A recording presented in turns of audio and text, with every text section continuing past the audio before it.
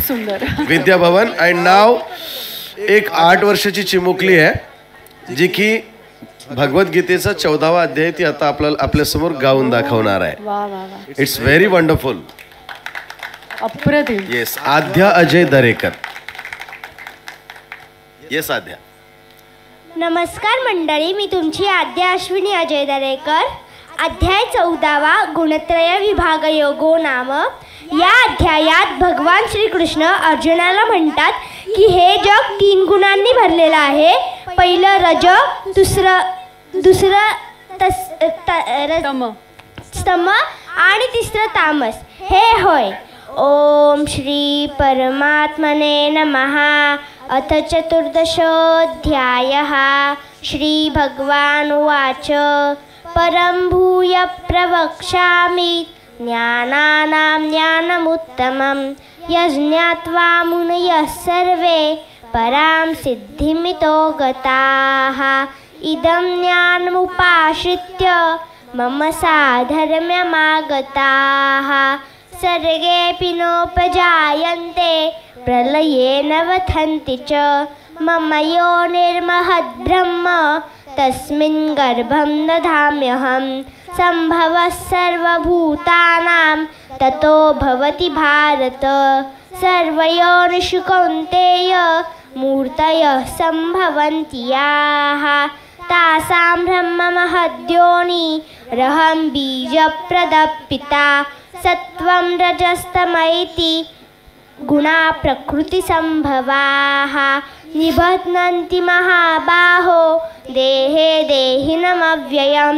तत्र सत्वं निर्मलत्वात् प्रकाशकमनामयं. सुखसङ्गेन बध्नाति ज्ञानसङ्गेन चानघ. रजो रागात्मकं विद्धि तृष्णासङ्गसमुद्भवं. तन्निबध्नाति कौन्तेय कर्मसङ्गेन देहिनं.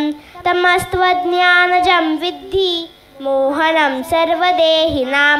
प्रमादालस्य निद्राभिस्तन्निबध्नाति भारत. सत्वं सुखे संजयति रजः कर्मणि भारत. ज्ञानमावृत्य तु तमः प्रमादे संजयत्युत. रजस्तमश्चाभिभूय सत्वं भवति भारत. रजःसत्वं तमश्चैव तमः सत्वं रजस्तथा. सर्वद्वारेषु देहेऽस्मिन् प्रकाश उपजायते. ज्ञानं यदा तदा विद्यात् विवृद्धं सत्वमित्युत. लोभप्रवृत्तिरारम्भ कर्मणामशमस्पृहा. रजस्येतानि जायन्ते विवृद्धे भरतर्षभ. अप्रकाशो प्रवृत्तिश्च प्रमादो मोह एव च. तमस्येतानि जायन्ते विवृद्धे भरतर्षभ. अप्रकाशो प्रवृत्तिश्च प्रमादो मोह एव च. तमस्येतानि जायन्ते विवृद्धे कुरु नन्दन. यदा सत्त्वे प्रवृद्धे तु प्रलयं याति देहभृत्. तदोत्तमविदान् लोका नमलान् प्रतिपद्यते. रजसी प्रलयं गत्वा कर्मसङ्गिषु जायते. तथा प्रलीनस्तमसि मूढयोनिषु जायते. कर्मणः सुकृतस्याहुः सात्विकं निर्मलं फलं. रजसस्तु फलं दुःखमज्ञानं तमसः फलं. सत्त्वात् संजायते ज्ञानं रजसो लोभ एव च. प्रमादमोहौ तमसो भवतो ज्ञानमेव च. ऊर्ध्वं गच्छन्ति सत्त्वस्था मध्ये तिष्ठन्ति राजसाः.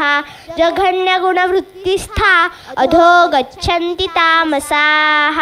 नान्यं गुणेभ्यः कर्तारं यदा द्रष्टानुपश्यति. गुणेर्भ्यश्च परं वेत्ति मद्भावं सोऽधिगच्छति. गुणानेतान्यतीत्यत्रीन् देही देहसमुद्भवान्. जन्ममृत्युजरा दुःखैर्विमुक्तो मृतमश्नुते. अर्जुन उवाच.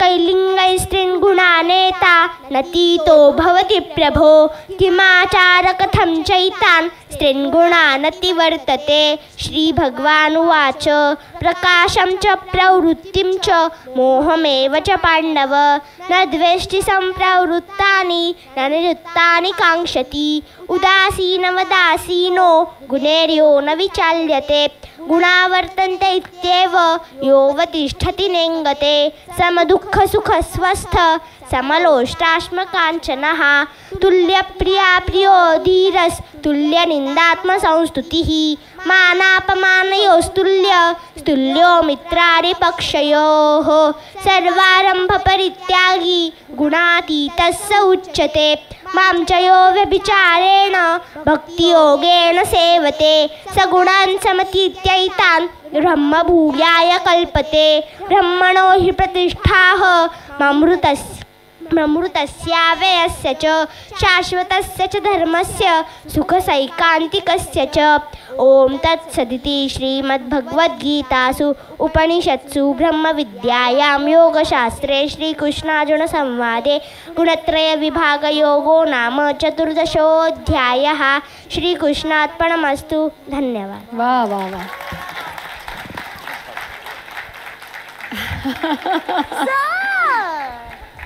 कारण हिच्या वयामध्ये मला माझ्या शिक्षकांनी लोकमान्य टिळकाचं भाषण द्यायला सांगितलं होतं आणि ते पूर्वी शिक्षकच लिहून द्यायचे. मग त्यांनी म्हटलं की जेवढं पाठ होईल तेवढं पाठ करायचं आणि मी मग ते त्या ठिकाणी कागद घेतलं आणि पाठ केलं आणि आता माझं भाषण पाठ झालंय म्हणून मी भाषण द्यायला गेलो आणि मग भाषणाला सुरुवात केली. आजच्या कार्यक्रमाचे अध्यक्ष पूज्य गुरुजन वृंद आणि माझ्या बंधू आणि भगिनींनो, आज मी काय सांगणार आहे ते तर तुम्हाला माहीतच आहे, तरी मी त्या ठिकाणी तुम्ही शांतचित्ताने ऐकून घ्याल अशी अपेक्षा व्यक्त करतो. जय हिंद, जय भारत. असं भाषण झालं आणि मी अशा मोठ्यापणात जाऊन पुढे जाऊन बसलो, कसा दिलेला आहे भाषण म्हणून. ते सगळे मला हसत होते की सुरुवात कुठं झाली आणि संपलंय कुठं, आणि हिने तर पूर्ण 14 अध्यायच म्हणून टाकला. Very well done, very well done. सुंदर. आणि कोणी शिकवला ग तुला? मला मिरजेतल्या मुग्धाताईंनी शिकवलेलं. खूप सुंदर. आणि आता सगळे अध्याय जर तू पाठ केलेस तर अखंड भगवद्गीताच तुला मुखोद्गत होईल. 700 श्लोकांची ही भगवद्गीता आणि त्यातला अत्यंत महत्त्वाचा 14वा अध्याय तू सादर केलास. खूप अभिनंदन तुझं. धन्यवाद.